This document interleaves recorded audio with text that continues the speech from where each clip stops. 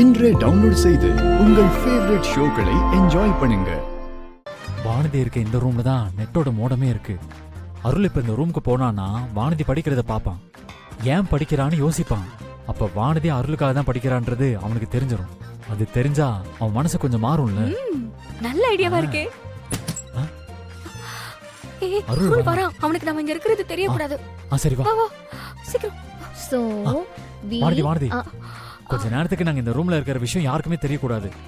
யாருக்கும் தெரியக்கூடாதுனா யாருக்கெல்லாம் தெரியக்கூடாது? அது கொஞ்ச நேரத்துல உனக்கே புரியும். மாமா ஏய்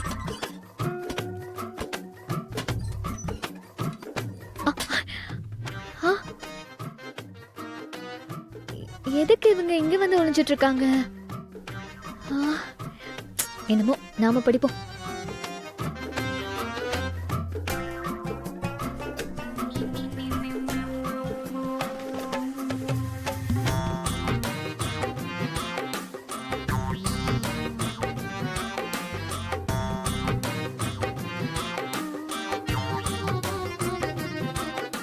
வானதி, என்னன்னு தெரியல, திடீர்னு மேல நெட்வொர்க் ஆகல. மோடம் இங்கதான் இருந்துச்சு. அதுல என்ன ப்ராப்ளம்னு பார்க்க வந்தேன். போய் பாருங்க மாமா.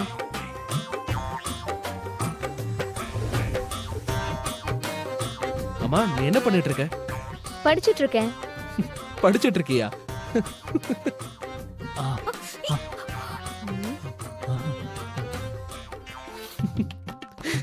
ஏன் மாமா சிரிக்கிறீங்க?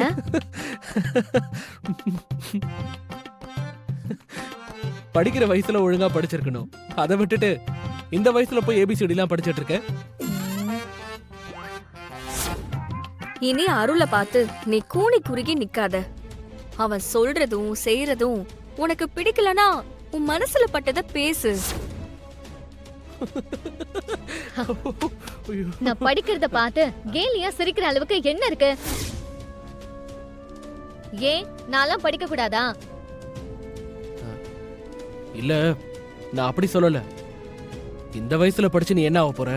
படிக்கிறதுக்கு என்ன வயசு இருக்கு? எந்த வயசுல வேணாலும் யார் வேணாலும் எப்ப வேணாலும் படிக்கலாம். நீங்க வந்து வேலையை போய் பாருங்க மாஸ்டர். மாஸ்டரா? மாஸ்டரா? ஓ, மிஸ்டரா? அதத்தான் மாஸ்டர்னு மாத்தி சொன்னியா? நீ படிச்சு கிடைக்கிற லட்சணம் இதுலயே தெரியுது. இப்போதான் படிக்க ஸ்டார்ட் பண்ணிருக்கேன்.